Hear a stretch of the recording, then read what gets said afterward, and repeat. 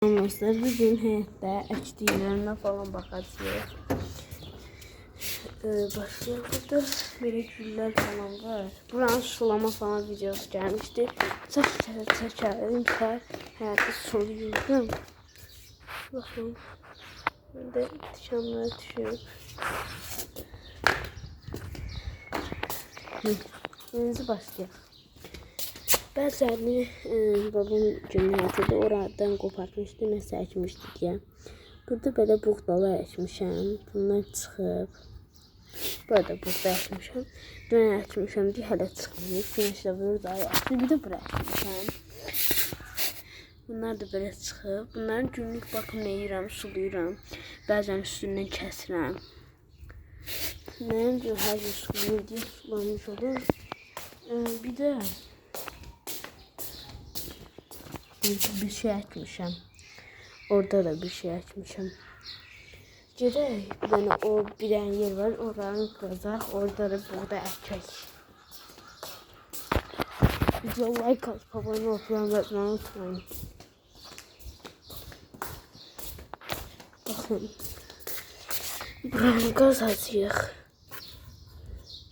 Nəmdir deyə daha yaxşı qazılır.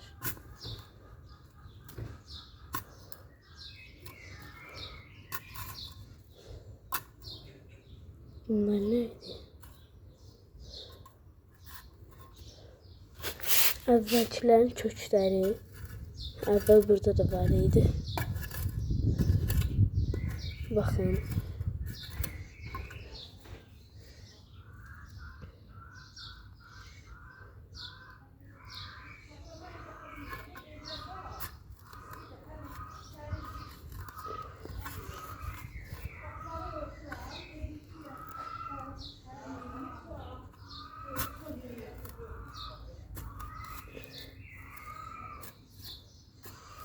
Kökləri qurtarmır ki, mən bu qədər dərinə əkməmişdim.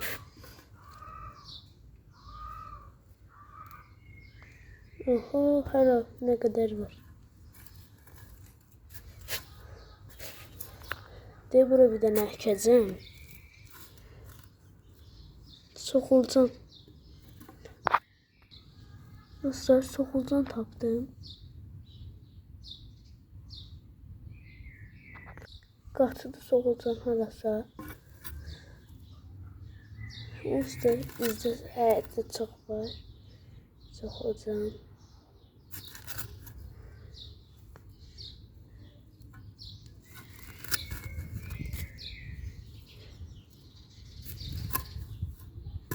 Bir buğdaların burada var. Burada bir soxulcan. Dostlar, bu dibləri görsənmir. Başda torpağın altına.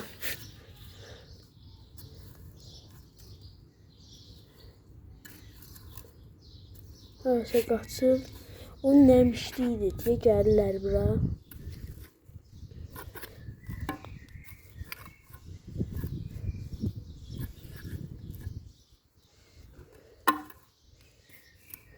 Qaçdı.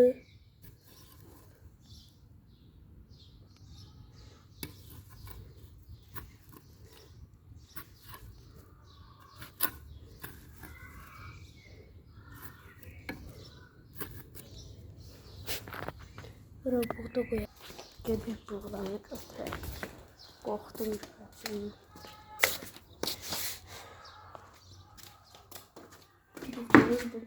Mənim evimdə toyuqlar var deyə buğda da çox.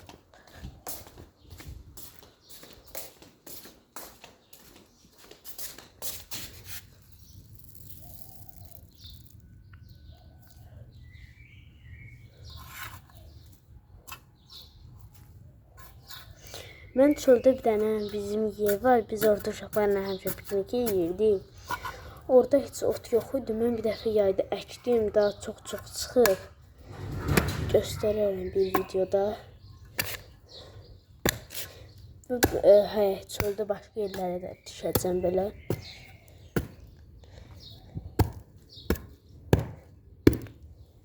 Belə videolar istəyirsinizsə kanala abunə olun. Buranın torpağını düzləşdirək.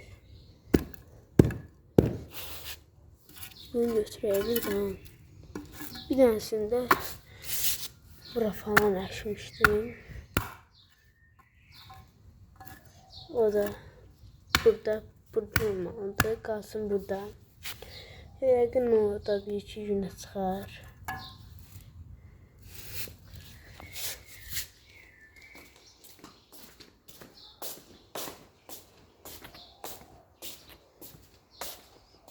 Burada çoxlu qurtlar var.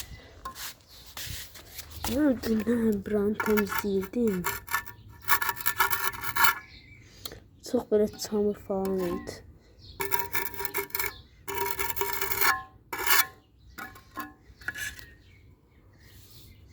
Videomuz bura qədər. Sağ olun.